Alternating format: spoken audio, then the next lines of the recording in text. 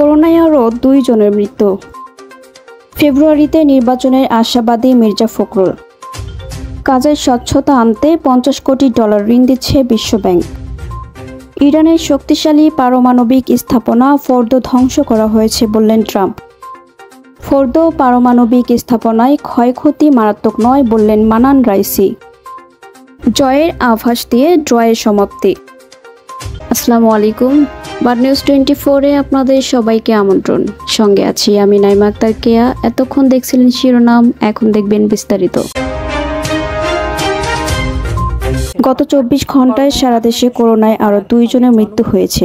একই সময়ে 211 জনের নমুনা পরীক্ষায় 4 জনের দেহে করোনা শনাক্ত হয়। শনিবার স্বাস্থ্য অধিদপ্তর থেকে পাঠানো করোনা বিষয়ক নিয়মিত সংবাদ বিজ্ঞপ্তিতে এসব তথ্য জানানো হয়েছে। এতে বলা হয়েছে, নতুন করে করোনা আক্রান্ত 4 জন সহ দেশে এ পর্যন্ত মোট রোগীর সংখ্যা দাঁড়িয়েছে 20,51,942 জনে। নতুন করে 2 জন মারা যাওয়ায় মৃত্যুর সংখ্যা বেড়ে 29,510 জনে দাঁড়িয়েছে। মহামারীর শুরু থেকে এখন পর্যন্ত মোট শনাক্তের হার 13.05%, আর গত 24 ঘন্টায় শনাক্তের হার 1.90%।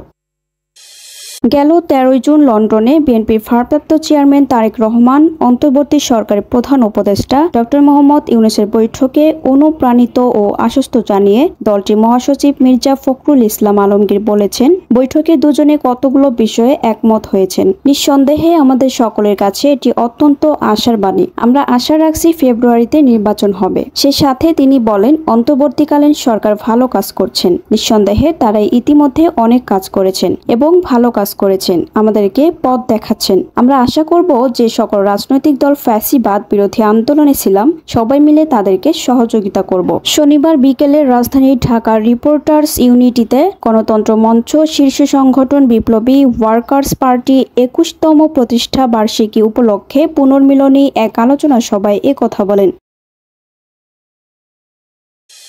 বাংলাদেশের সরকারি প্রতিষ্ঠানগুলোর তথ্যে স্বচ্ছতা আনতে $50 কোটি ঋণ অনুমোদন করেছে বিশ্বব্যাংক। শনিবার এক সংবাদ বিজ্ঞপ্তিতে বিশ্বব্যাংক এমন তথ্য জানিয়ে বলছে, এ ঋণ দেওয়া হচ্ছে সরকারি কাজের জবাবদিহিতা এবং স্বচ্ছতা বৃদ্ধি এবং আর্থিক খাতে কর্পোরেট সুশাসন এবং স্থিতিশীলতা বৃদ্ধির জন্য, সরকারি প্রতিষ্ঠানের উপর আস্থা বৃদ্ধির জন্য। বিজ্ঞপ্তিতে বলা হচ্ছে, শক্তিশালী শাসন ব্যবস্থা এবং প্রাতিষ্ঠানিক স্থিতিস্থাপকতার জন্য দেয়া ঋণ সরকারি ও আর্থিক খাতের সংস্কারকে ত্বরান্বিত করে। টেকসই অর্থনৈতিক প্রবৃদ্ধির জন্য এটি গুরুত্বপূর্ণ। সরকার তার প্রতিষ্ঠানগুলোকে আরও উন্মুক্ত এবং জবাবদিহিতামূলক করার জন্য উচ্চাভিলাষী পদক্ষেপ নিচ্ছে, যাতে তারা জনগণের আরও ভালো সেবা দিতে পারে।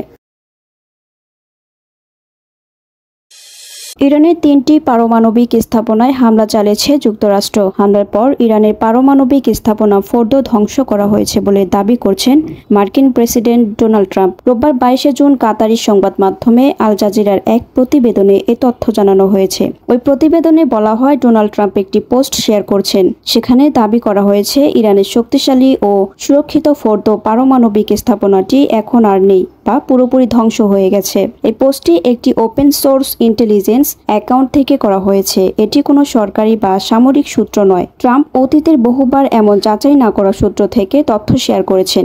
তবে এবারের বিষয়টি স্পর্শকাতর, কারণ এটি আন্তর্জাতিক নিরাপত্তা এবং যুদ্ধ পরিস্থিতির সঙ্গে জড়িত।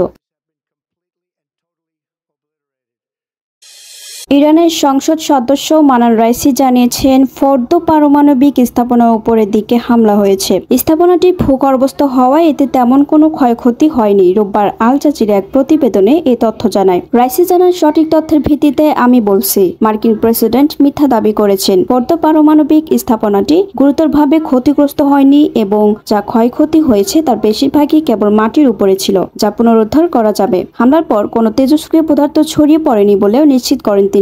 ইরানের রাষ্ট্রের সংবাদ সংস্থা IRNA এক কর্মকর্তাকে উদ্ধৃত করে জানিয়েছে, যুক্তরাষ্ট্রের যে 3টি পারমাণবিক স্থাপনার হামলার কথা বলছে, প্রকৃতপক্ষে সেখানে তেজস্ক্রিয়তা সৃষ্টি করার মতো কোনো পদার্থ নেই। পঞ্চম দিনের খেলা 5 ওভার বাকি থাকতেই গোল টেস্টে ড্র মেনে নেয় বাংলাদেশ ও শ্রীলঙ্কা। এই ড্রয়ই আনন্দের অনুরণ ফুটে উঠল নাজমুল হোসেন শান্ত, মুশফিকুর রহিমদের চোখে মুখে। চলতি বছর ঘরের মাঠে জিম্বাবুয়ের কাছে টেস্ট ম্যাচ হার, চ্যাম্পিয়ন্স ট্রফিতে ভরাডুবি এবং সংযুক্ত আরব আমিরাত ও পাকিস্তান সফরে গিয়ে বিধ্বস্ত চেহারায় দেখা যায় বাংলাদেশকে। এই দুই সময় পেরিয়ে শ্রীলঙ্কা সফরে গিয়ে শুরুতে যেভাবে প্রথম থেকে শেষ পর্যন্ত খেলে ম্যাচ ড্র করল বাংলাদেশ, সেই তৃপ্তিতে শান্ত মুশফিকদের মনে আনন্দের ঢেউ ওঠারই কথা।